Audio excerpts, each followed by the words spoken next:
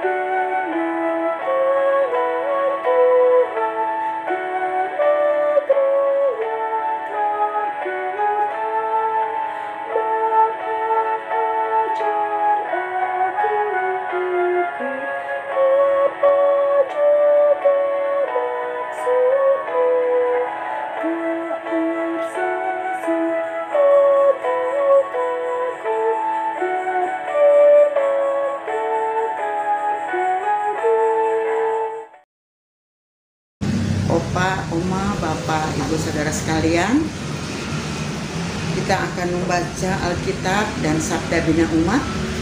Mari kita satu di dalam doa. Tuhan Allah Bapa kami yang bertata dalam kerajaan surga, Bapa, terima kasih atas penyertaan-Mu kepada kami. Di pagi hari ini kami seluruh PKLU GPIB akan membaca firman kebenaran-Mu ya Bapa. Biarlah Engkau mengurapi kami semua dengan Roh Kudus-Mu ya Bapa, agar supaya kami boleh mengerti, memahami firman yang Engkau sampaikan kepada kami, dan kami juga boleh melakukannya di dalam kehidupan kami hari lepas hari. Terima kasih ya Bapa di sorga, kiranya Engkau mendengar, Engkau mesambut doa kami ini yang kami alaskan hanya dalam nama anak-Mu Tuhan kami Yesus Kristus. Kami sudah berdoa dan mengucap syukur. Amin. Pembacaan firman di pagi hari ini terambil dari Efesus pasal 2 ayat 11 sampai yang ke-13 yang menyatakan, karena itu ingatlah bahwa dahulu kamu adalah orang-orang bukan Yahudi secara jasmani, yang disebut orang-orang tak bersunat oleh mereka yang menamakan dirinya sunat, yaitu sunat lahiriah yang dikerjakan oleh tangan manusia. Pada waktu itu kamu tanpa Kristus, tidak termasuk keluarga negaraan Israel, dan tidak mendapat bagian dalam ketentuan-ketentuan yang dijanjikan, tanpa pengharapan dan tanpa Allah di dalam dunia. Tetapi sekarang di dalam Kristus Yesus, kamu yang dahulu jauh sudah menjadi dekat oleh karena Kristus. Demikian pembacaan Alkitab. Kita membaca Sabda Bina Umat. Tema kita di pagi hari ini adalah jauh dan dekat bersama Tuhan. Apa tujuan hidup manusia? Pertanyaan ini setua usia manusia dan tidak mudah dijawab.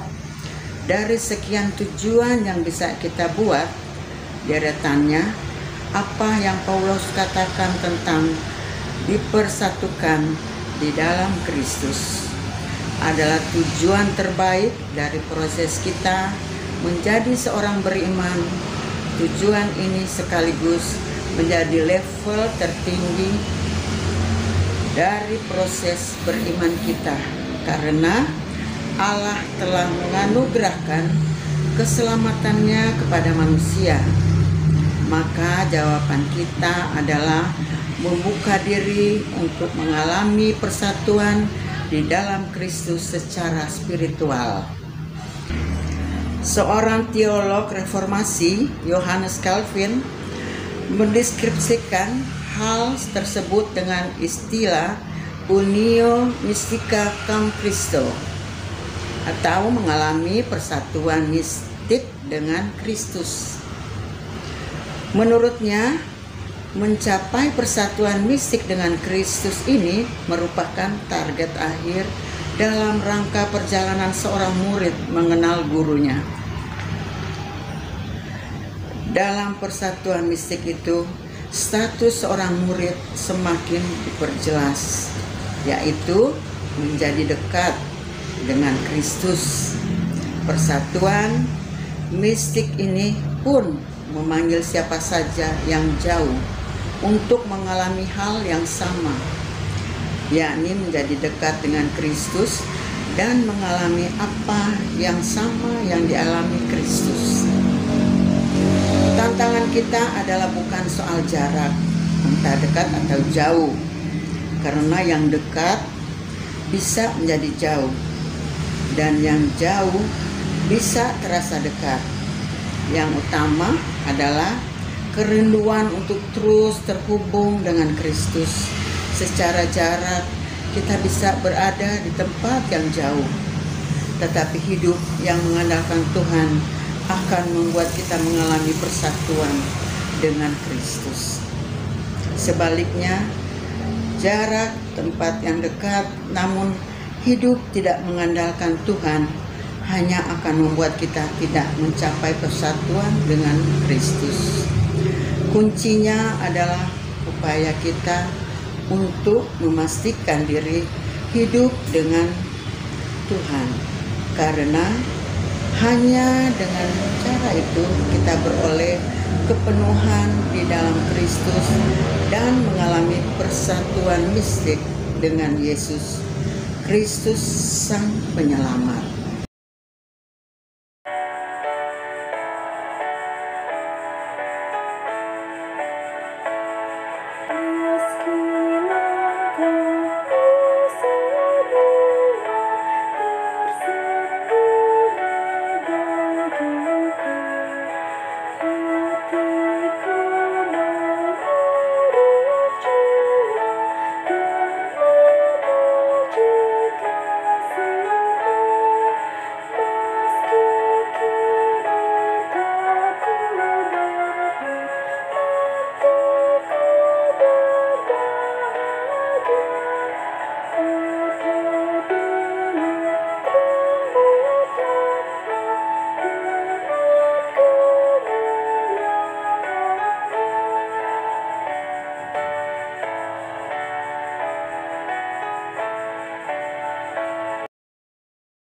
Demikian renungan kita di pagi hari ini.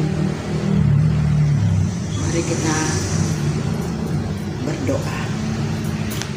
Tuhan Allah, Bapa kami yang bertata dalam kerajaan surga, terima kasih ya Bapa. Kami menyampaikan syukur limpah banyak terima kasih. Kami boleh lagi diperkenankan untuk membaca dan merenungkan firman kebenaran-Mu ya Bapa. Biarlah firman yang Kau sampaikan kepada kami di pagi hari ini, kami boleh melakukannya dalam kehidupan kami hari lepas hari ya Tuhan. Tuhan Allah Bapa kami yang di sorga, biarlah Engkau selalu menyertai memberkati kami semuanya, seluruh PKLU GPIB, agar supaya kami selalu punya kerinduan untuk datang kepadamu, berbakti, memuji, serta membesarkan nama-Mu yang kudus. Terima kasih Bapa di surga, kiranya Engkau mau dengar, Engkau mau sambut doa kami ini Bapa, yang kami alaskan hanya dalam nama anak-Mu Tuhan kami Yesus Kristus. Kami sudah berdoa dan mengucap syukur. Amin.